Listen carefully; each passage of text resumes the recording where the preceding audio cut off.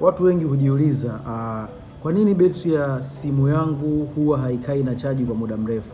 Basi yafuatayo ni makosa ambayo watu wengi huwa tunayafanya kwa kutokujua, au muda mwingine tunajua na tunapuuza, ambavyo inapelekea betri za simu zetu hazikai na chaji kwa muda mrefu, tofauti na vile ambavyo tunategemea.